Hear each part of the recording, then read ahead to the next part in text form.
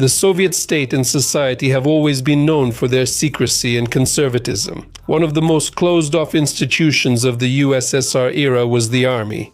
Officially, discipline, strict order, and brotherhood among soldiers reigned in the Soviet army. But in reality, new recruits found themselves in a closed system of brutal hierarchies where they were humiliated, exploited, and forced into submission.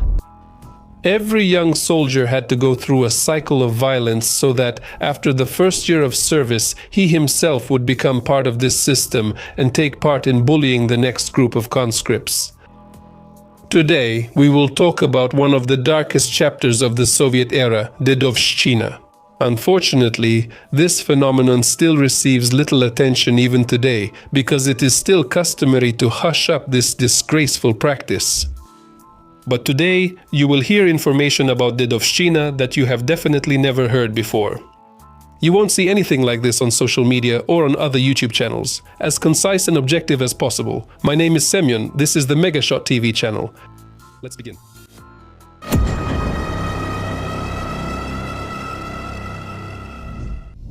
What is Dedovshchina? Let's start with a simple definition of what Dedovshchina is and how it manifests. Officially, Dedovshchina referred to relations outside the regulations between servicemen, meaning those that are not specified in the statutes and other rules. But that's the official version, while in reality, hazing in the USSR not only flourished but was also actively encouraged by the commanding officers. Most often, hazing occurred between veterans and newcomers, meaning more experienced soldiers and new recruits. In fact, the word Dedovshchina itself comes from the unofficial nickname Ded. That's what they called soldiers whose service term was coming to an end. And for those who don't know, let me clarify that in Soviet times, army service lasted 3 years, and in the Navy, 4 years. And only in 1967 was the service term reduced by a year to 2 and 3 years respectively. Recruits were traditionally called Duk or Salaga. They were the ones who became Gadi, the main target of violence, humiliation, and exploitation by the Didi. An intermediate position was held by the so-called Cherepa, soldiers who had already served half their term and began to exert authority over the new recruits. Dedovshchina itself took many forms. Most often, the Didi would beat and humiliate the newcomers, force them to do the hardest or dirtiest work, suppress any attempts at protest, and even any expression of personal opinion. In almost all Soviet units, there was an unwritten rule that all Salagas had to give part of the contents of any package sent to them from home to the Didi. Sweets, cigarettes, and good canned food were especially valued. It was not uncommon for the Didi to extort money, especially if the conscript came from a well-off family. In some cases, the Dedi would coerce the young recruits into homosexual acts, and sometimes they even committed rape. In short, Dedovshchina was a truly ugly phenomenon that really needed to be fought against. But here's the problem, no one ever really fought against it. Why? Let's figure it out together right now.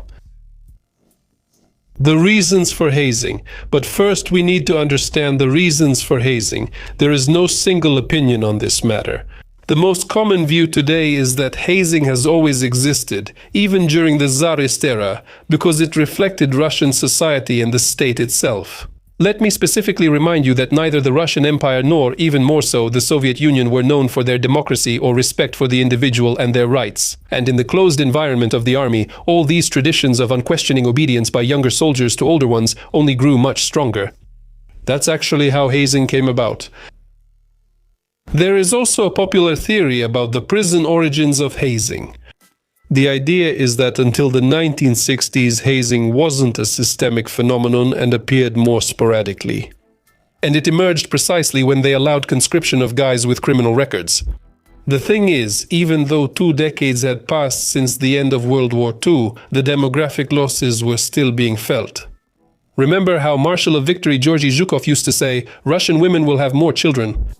After all, in the USSR, they never spared their soldiers, and as a result, there were huge problems in the gene pool. That's why in the mid-1960s, to make up for the shortage of recruits, the authorities started enlisting former criminals. Ideologically, this was presented to society as the rehabilitation of wayward citizens. But in reality, it turned out to be exactly the opposite. Coming to the army from prison, they brought with them criminal rules, which quickly transformed into hazing. There is also a version that at the turn of the 60s and 70s, the corps of former frontline soldiers retired, and the young officers and sergeants who had never seen combat did not feel respect or brotherly unity toward the soldiers and saw them as subhumans and free labor. By the way, around this time, the high-ranking officers of the Soviet army increasingly used soldiers' labor for their own personal gain. You probably remember how many jokes there are about who needs a training ground when it's more important to build the general a summer house. Rookies did the labor while veterans took charge. Back then, it wasn't customary to publicize beatings and humiliations. As for me, I think the truth is somewhere in the middle. The harsh Soviet dictatorship and societies intimidated by repression themselves created the perfect mix for the rise of a cult of violence, including in the army. During the war, this phenomenon was somewhat diminished, since both the new recruits and the longer-serving soldiers were in the same conditions. Yes, and if you weren't careful, you might get shot in the back of the head. But in peacetime, hazing reappeared in full force, and the presence of criminals and other antisocial elements among the soldiers only made the existing problem worse. Дедовщина как часть советской культуры. In any case, during the Brezhnev era, hazing became so ingrained in the minds of ordinary citizens that it was seen as something commonplace. Since Soviet society was built on the principles of obedience, strict discipline, and suppression of individuality, it's not surprising that hazing was seen as a bad but unchangeable phenomenon. Something that couldn't be eradicated, but only accepted and submitted to. And this was despite the fact that officially hazing as a phenomenon did not exist. Just like there was no corruption, drug addiction, or prostitution in the USSR. What's there to be surprised about? In an advanced socialist country, it couldn't have been otherwise. And only during the time of Gorbachev, when the ideological pressure and censorship eased, did the opportunity arise to discuss previously forbidden topics. And the facts that had previously been concealed in every possible way began to be widely covered and discussed. The impetus for studying hazing as a separate social phenomenon was the Sokolauskas case, which made headlines throughout the entire Union. In 1987, a 19-year-old soldier, Arturas Sokolauskas, originally from Lithuania, unable to withstand the systematic beatings and humiliations from his fellow servicemen, killed 8 people, including the guard commander, and deserted. He was declared wanted across the Union and soon caught. Unlike many victims of hazing, Sokolauskas did not remain silent and began to give extensive testimony about the conditions in his unit. Under Glasnost, this information leaked to the press and became public knowledge. For the first time, people began to speak openly about hazing. After all, in the past, cases of desertion and the killing of fellow soldiers were swept under the rug. But even the relative democratization of Soviet life still had its effect. As for the fate of this unfortunate soldier, the command was afraid to hand this scandalous case over to the military tribunal and declared him mentally ill. This saved Sokolauskas from inevitable execution, and after the collapse of the USSR, he was released and returned to his native Vilnius. After this terrible incident, people began writing articles, conducting studies, and making films about hazing. What was previously forbidden became a widely discussed topic. In the last years of the USSR, films like 100 Days Before the Order, Delay Raz, Karaul, and Fanat were released. Some of them were even considered cult classics of the Perestroika era. And in all these films, the main theme was that hazing is bad, but unfortunately it's impossible to have an army without it. Do you think this added any support to the Soviet system and the state, which was already falling apart at the seams back then? Exactly. Why did hazing turn out to be so persistent? Of course, each of you might ask a reasonable but not very simple question. If everyone understood that hazing was wrong and even bad, then why didn't they fight against it? How did it happen that everyone accepted this inhumane phenomenon and saw it as something normal? As wild as it may sound, first and foremost, the soldiers themselves were to blame for the existence of hazing. More precisely, it was the army system, which didn't change at all from year to year. Recruits were broken, forced to obey without question, and then turned into enforcers of the same system of violence. It turns into a kind of vicious circle. At the same time, the psychological mechanism of hazing worked in such a way that soldiers who had experienced cruelty began to see it as normal. At first, the recruit feels fear, humiliation, and pain, but after a while, he comes to terms with the army system, simply trying to survive. Closer to the end of the first year of service, adaptation was replaced by hardening. Yesterday's victims stopped sympathizing with others, began to see violence as natural, and eventually turned into an executioner.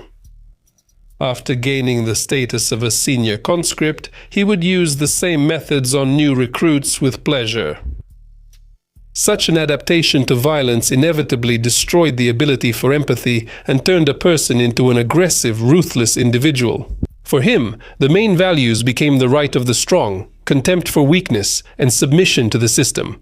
Even those who realized the cruelty of hazing preferred not to fight it, but to become a part of it in order to avoid suffering. Such perverted priorities became deeply rooted in the psyche, but hazing did not end with demobilization.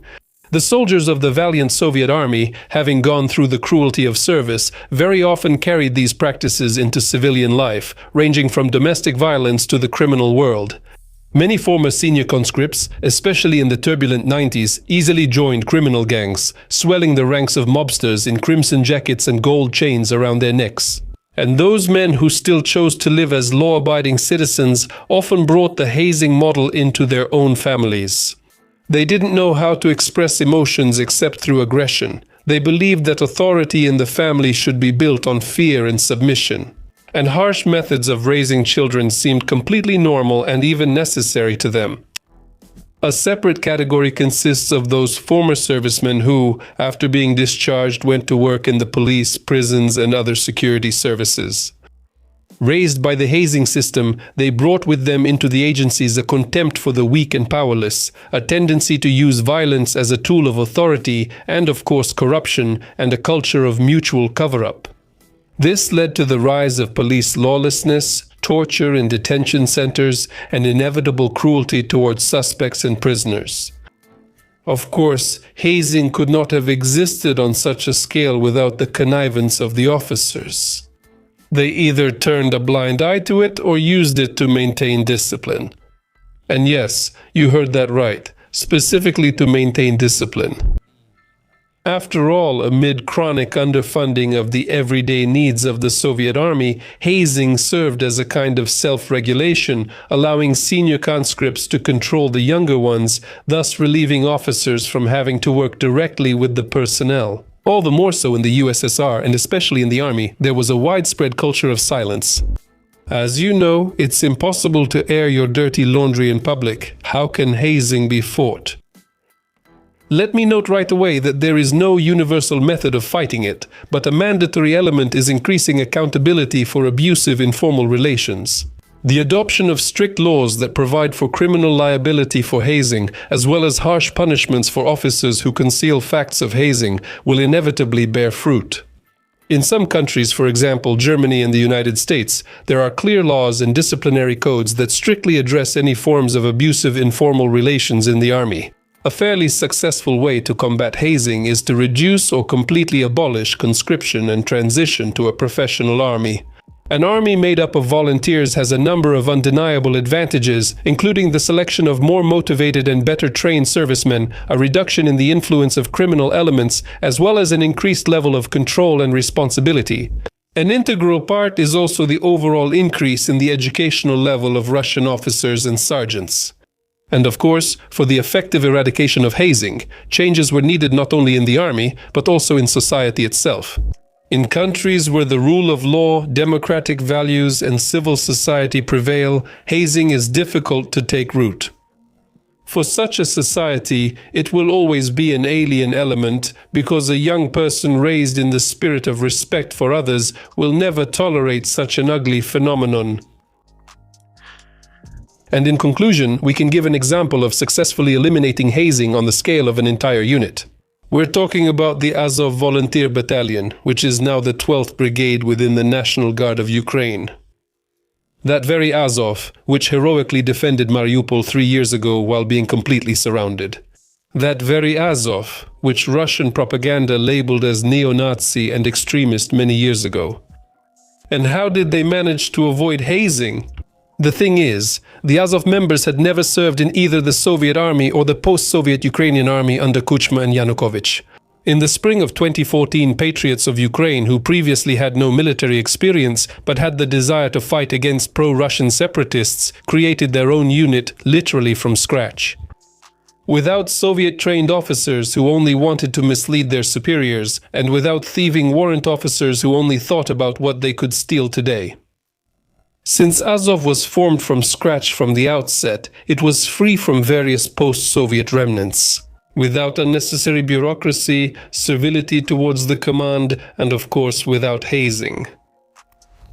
Well, that's all from me. Goodbye, everyone.